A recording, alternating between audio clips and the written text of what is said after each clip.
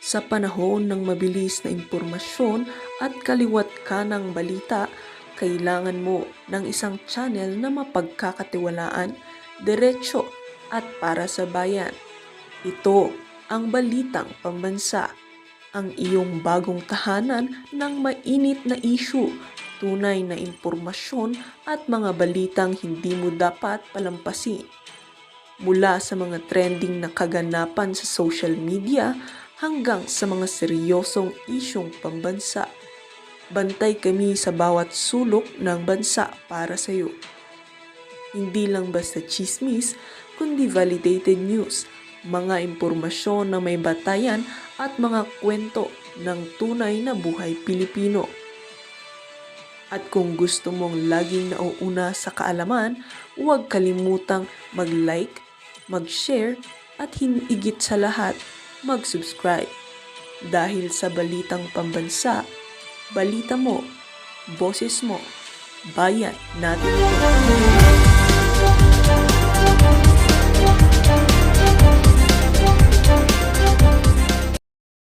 Ito talagang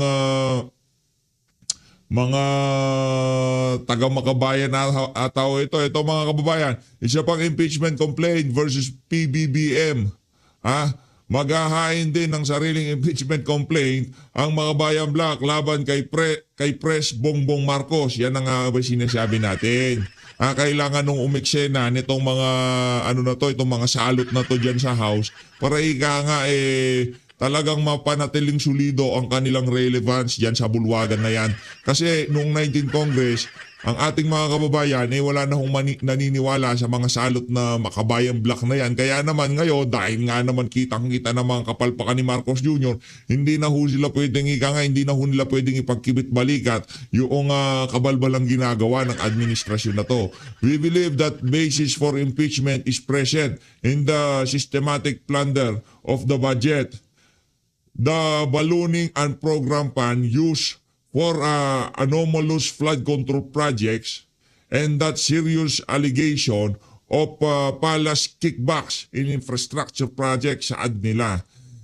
In a time when no government agency has investigated Marcos' involvement in this impeachable act, impeachment becomes an important value for accountability, dagdag pa ng grupo. Teka lang, wala daw nakikitang basihan itong si Puno, yung matandang congressman na walang pinagkatandaan. Wala daw siyang nakikitang ang tawag dito, nakikitang grounds for impeachment. Walang mga mabibigat na dahilan para sampahan siya. Meron na nga nagsampa ng isa. Ngayon dadagdag pa itong mga kabayan black na to na alam naman natin walang kwenta. Ang hirap ho nito mga kababayan, itong mga unang naghahain na to, talagang baka noise lang ito para hindi na magulat ang ating mga kababayan doon sa totoong impeachment complaint na isasampa kay Marcos Jr. sa 26. Yan, di ba? Baka lang ito para sabihin nila na yan, may impeachment. Ako, napakaraming impeachment. Destabilization yan, di ba? Noise lang yan, ingay lang yan, di ba? Baka ganun ang kanilang game plan dito sa isa na to. Pakinggan natin itong si Boss Dada. Boss Dada, game! Clear balls.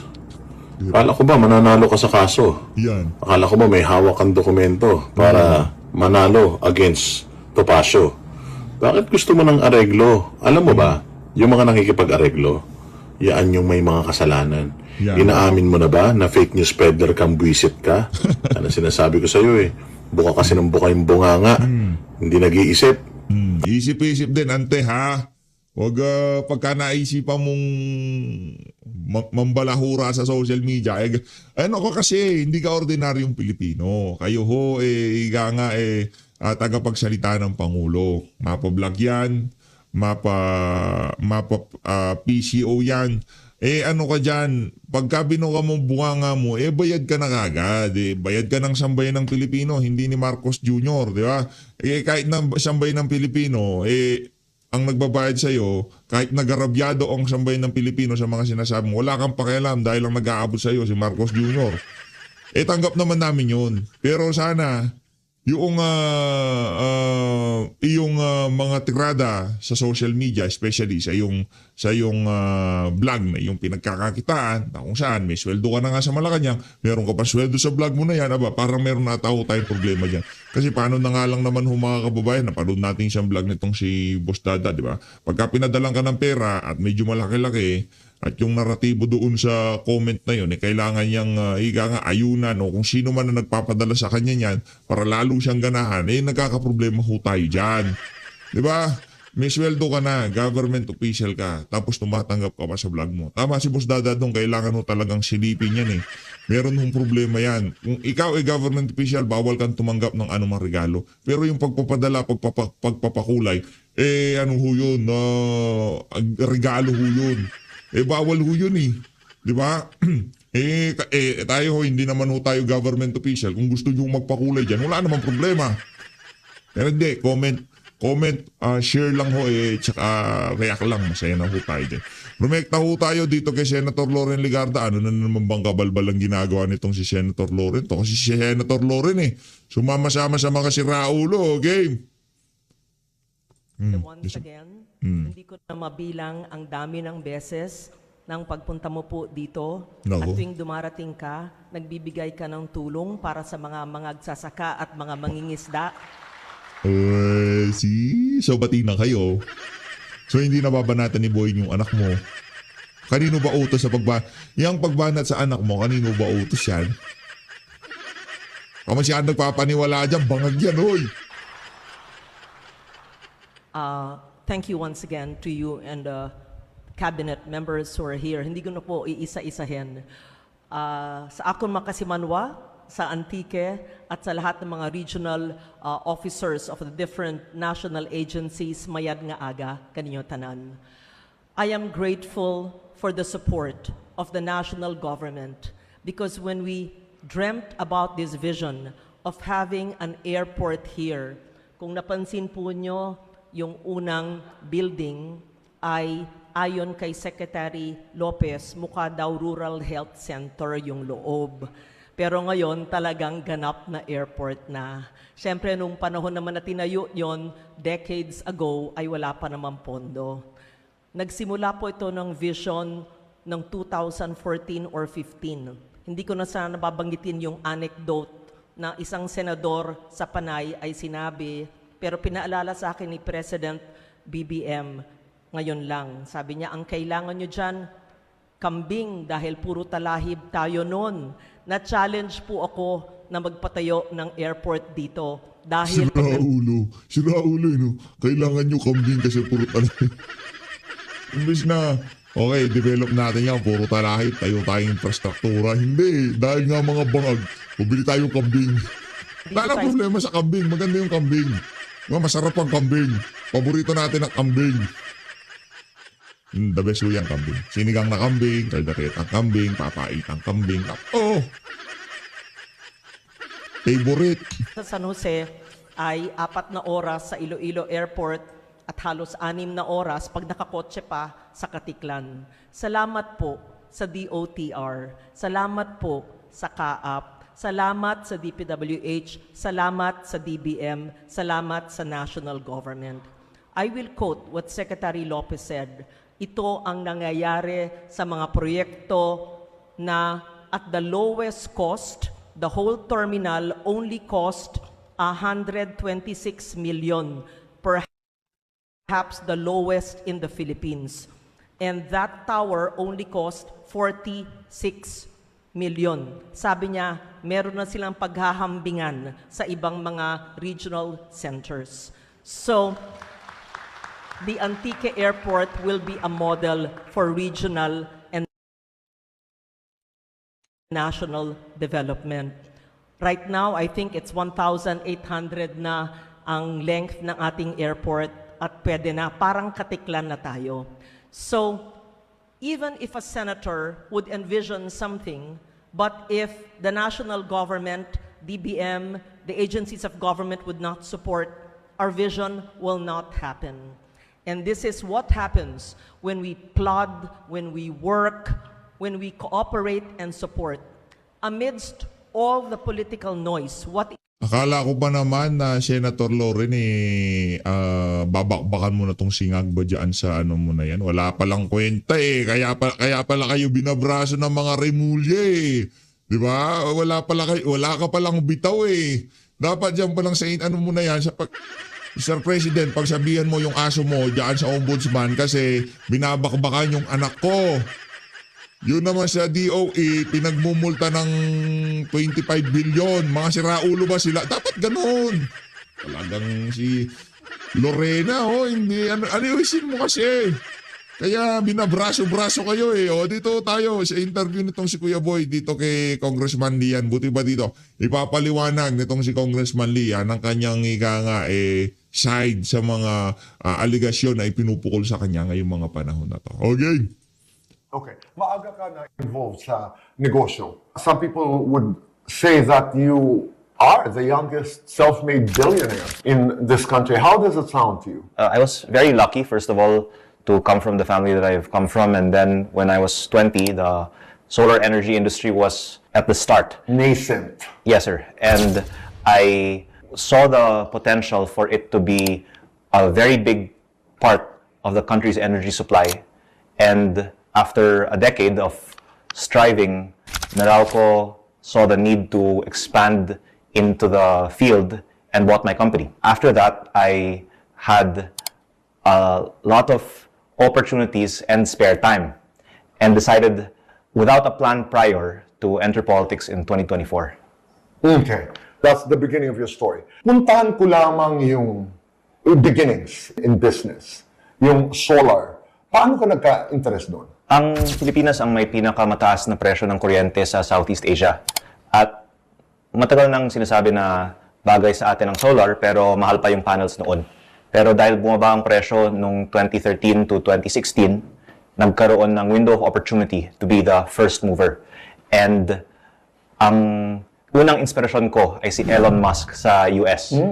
At kahit po sa kanyang mga advokasya sa labas ng kanyang mga kumpanya na gusto niyang ibaba ang government spending, humanap ng mga ways na makatipid ang publiko, yan po ay parang yung life philosophies ko lahat, ginagaya ko lang po si Elon Musk. And Elon Musk, like you, was also raised by a fantastic, very strong mother.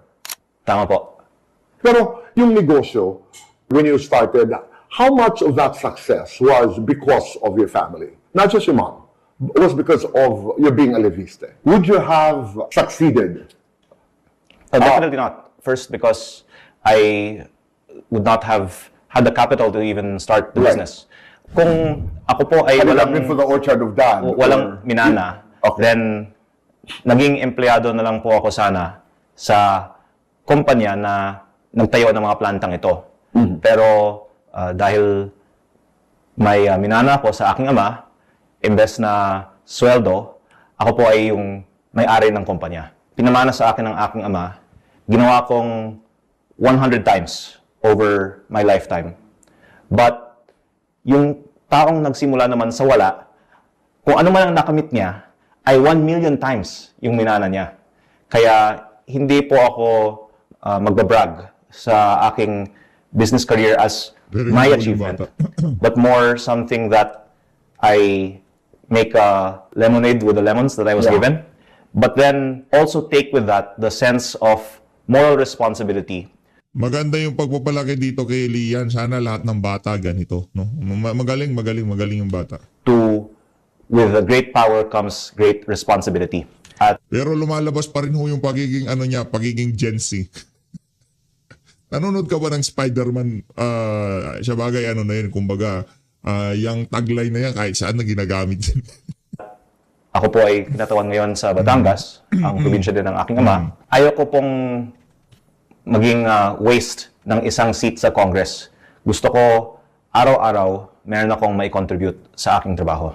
It's quite impressive to listen to how you acknowledge who you are. You are connected to your truth, as they would say. You're embracing your story, your father, your mom. Si sir, yung pinaka-formative belief ko growing up was to see the inequality between my peers in International School Manila who grew up in Makati and then called Fort Bonifacio, compared to the ordinary Filipinos in the provinces or even the workers around us in our school Batangas. or our Okay, upbringing. your school. Okay. And actually, yung isang naging advocacy ko nung ako yung high school student ay yung mga contractual employees sa aking eskwelahan sana i-regularize ng aking school. Did you achieve that? Hanggang ngayon po, hindi pa, I think, na regularize sila. Pero yung itinayo ko ay isang foundation para magbigay naman ng mga assistance and weekend programs para sa mga anak ng mga empleyado ng aking school. Pero ang Galing, motivation ko Congressman Leon. sa aking trabaho naman is actually to Malayo ang mararating mo, Brad. Malayo ang mararating mo. At balita ako, nag-training ka daw, nag-OJT ka daw kay dating Pangulong Rodrigo Duterte. Kaya yung prinsipyo niya pagdating sa korupsyon, parang it sounds familiar, di ba? Parang yung kay Tatay Digong, yung walang sacred code ba? Yung tipong pagka ikaw may kasalanan ka. Sacred code pa. Pwede kasi sila sa scapegoating ngayong mga panahon na to, tapos kambing pa pinag-usapan natin. account for the injustices that I think are not only incidental on coexisting with the wealth that people in our society enjoy, but are actually caused by the wealth that the upper echelon of our country enjoys. Because dahil may mayaman, may mahirap. At ang ibig sabihin po nito sa akin ay tungkulin ng mga mayayaman at mga mapalad sa buhay na ikorekta ang sira sa sistemang ito. I'm sorry, I just wanted to be clear about it. It's an admission that I come from privileged background. I think, sir, yung tawag sa Ingles ay noblesse oblige. Okay. Noblesse oblige. Dahil obligasyon ng lahat ng mayaman sa aking pananaw na itama yung mali sa ating sistema. And that's the reason why you're trying to do good. Because you know that it is your, not just responsibility, but utang. May mahirap dahil merong mayaman. Opo. Yun ang iyong pananaw. I think the problem is not only corruption in government. The problem is inequality. Even Asa na yung bilyonaryong nagtitinda ng kangkong? Ganito ba mindset niya o puro content lang sa social media? Ang hirap pagka nagsalita yun, akala mo talagang magnegosyo ka, ganito ganyan, di ba?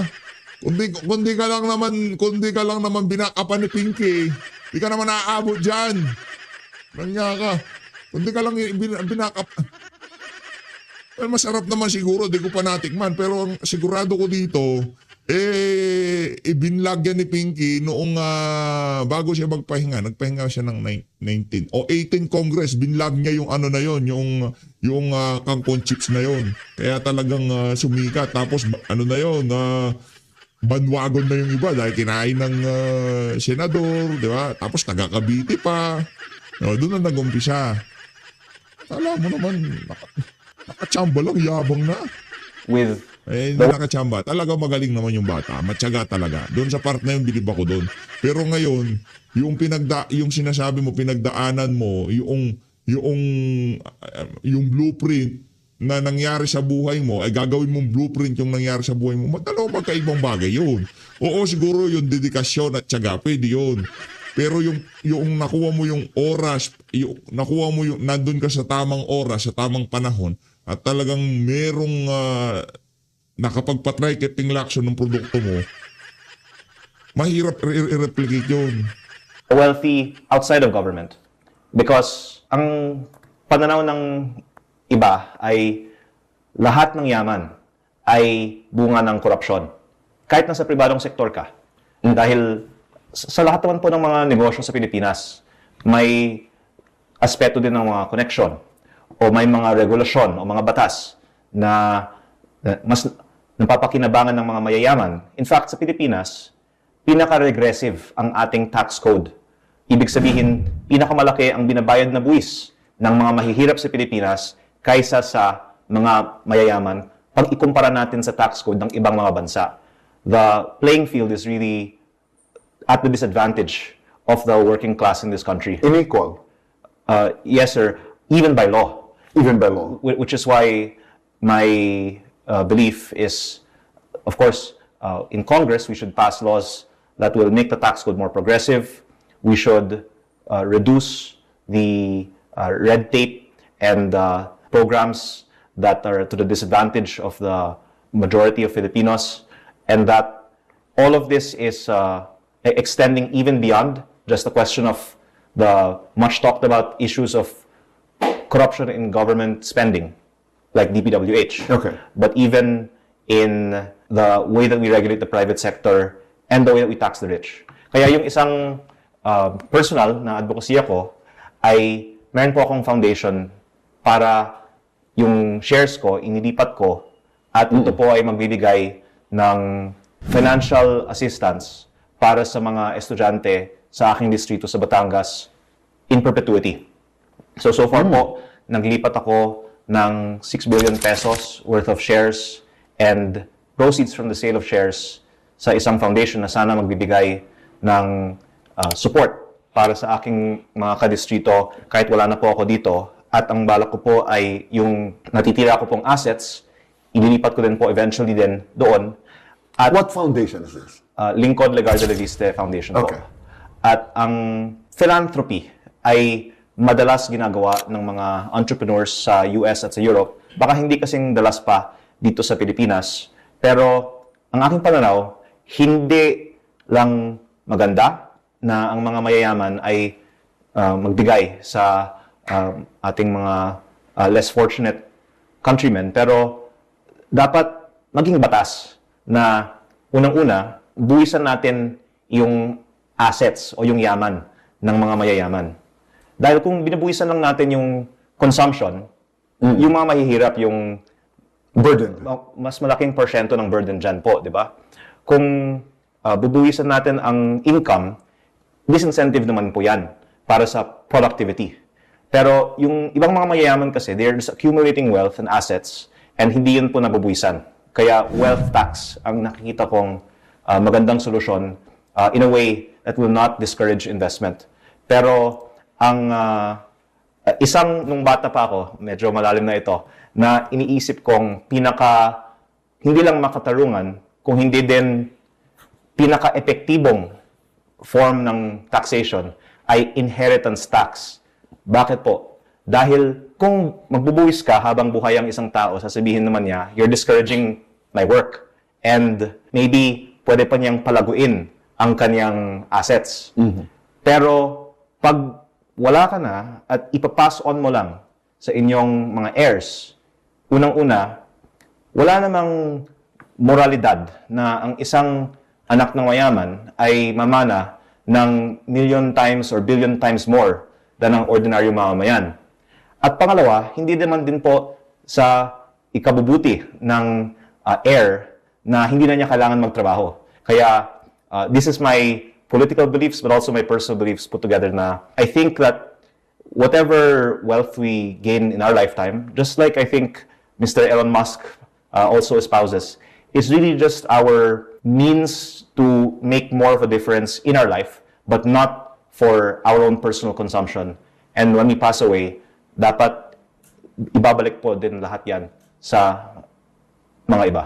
This is very interesting.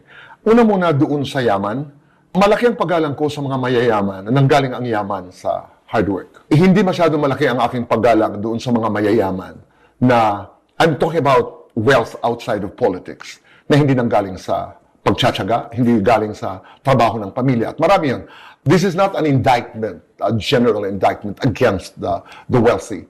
But I like it when you say that hindi ko sinayang ang oportunidad because I come from a privileged family.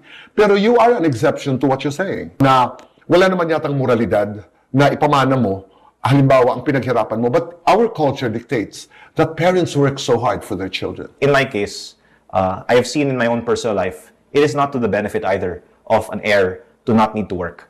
Diba? Right. That one I get. The best thing is to lead a productive life. Ang very strong personal feeling ko kasi is hindi makatarungan na ang mga may unique or uncommon privileges ay magfo-focus sa kapakanan ng kanilang mga pamilya. Talaga? While ang dami nating mga kababayan na lahat naman tayo ay pantay-pantay sa mundo dapat. At 30, binenta mo sa Meralco ang iyong kumpanya. We're talking about solar. Kaya siguro pumasok din sa kasi si Elon Musk yan di ba? Mga electric cars, di ba? Internet, mga ganyan yung niya, business niya eh. Kaya siguro pumasok to sa solar energy para talagang technology pa rin yung bagsak nung niya. Kasi nga idolo niya si Elon Musk, di ba? Ayos tong si Congressman. Our Philippines. At Galing tong bata na pinupuntasan to. ka ngayon dito. Lalo na I've read some statements from the ombudsman that you got a franchise. And to my understanding as a layman, a franchise is a privilege given by government to an individual like you. I was exposed to this because of the problems of ABS-CBN's franchise, etc. So narinig ko yun. Yung franchise is isang pribilehiyo, ika nga. And then, it's being aspersed that you sold your company without the permission of Congress. Actually, sir, ang Meralco na ang sumagot dyan. Talaga? Na parang nagkaroon ng wrong information. Pero ayoko pong manggaling sa akin dahil ginagalang po natin ang ating mga government officials. Pero Can you share with us ang Meralco's ko opinion? po ay nagpahayag na yung binili nila ay ibang kumpanya sa yung kumpanya na may prangkisa. Okay. Kaya ang binili po nila sa akin ang Solar Farm Power Generation Company sa Nueva Ecija na may lupa. Yun po yung main consideration na binili nila. At yung kumpanya ko na may prangkisa ay SPNEC. opo, hindi po kasama sa binenta ko sa Meralco. Pero I think it opens up a bigger topic, which is one of the things holding back the country's development is ang mga politiko, gusto nila lahat ng mga investment dumaan sa kanila. At ang hindi po tungkol dito, pero generally masasabi ko, ay sa daming mga red tape o kailangan kausapin na mga politiko para sa isang investor sa Pilipinas, ang ibang mga investors ay pumupunta na lang sa Vietnam, sa Thailand, sa Malaysia, at ikinalulungkot po nga natin lahat na napag-iwanan na ang development ng Pilipinas. But I want to go back to what you said about politicians. Na gusto naman kasi ng mga politiko dito sa Pilipinas ay dumaan sa kanila ang lahat ng affairs, no? Lahat ng mga negosyo. But you're born. Your progenitors are politicians. Your father is a politician. Your mother is a politician. What does that say? Kaya po ako unang-una informed tungkol sa mga politiko dahil nung lumalaki ako, nakikita ko ang takbo ng politika from inside. At Don't you get into problems? I would add also, sir, na Okay. it's because I'm financially independent that I can be outspoken. Okay. Kasi ang iba, baka magdalawang isip na magsalita dahil baka tatanggalin ng kanilang budget kung sila ay may maling salita. Pero sa akin po, dahil nga ako ay may pribilehyo, hindi po ako takot na hindi bibigyan ng bonus Ng 2 million. o ano man na insentibo sa Kongreso.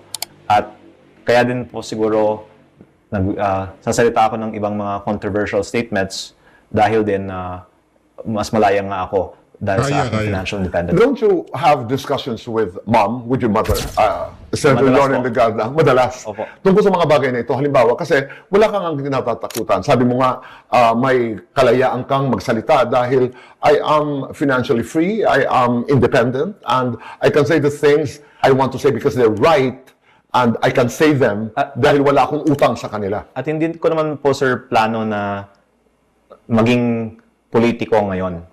Dahil ako po ay masaya naman sa aking buhay sa pribadong sektor at parang I just want to have a very productive time in Congress. Pero kung hindi mag-work ang aking approach, pwede naman din po ako bumalik lang sa aking pribadong buhay. Pero ang ayaw ko ay tumagal ako sa isang pwesto na wala akong mai-contribute at may pagmalaki na na-achieve ko sa aking time dito. So how are you doing so far? Well, marami na akong mga bagong kaaway. Pero swerte din po ako, Tito Boy, na hindi ko naisip na maging ganitong kalaki ang issue sa DPWH nung ako ay unang tumakbo dahil lumabas nga lang po ito pagkatapos ng SONA ni PBBM. You are on your first My first term. Right. But as my term started, biglang pumutok itong flood control Right. issue. I think that it's impeccable timing to